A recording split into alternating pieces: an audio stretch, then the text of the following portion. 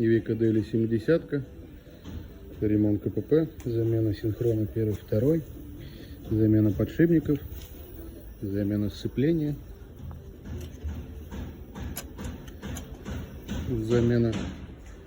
сальника ступицы, замена колодок ручника с тросами, тормозные колодки замена,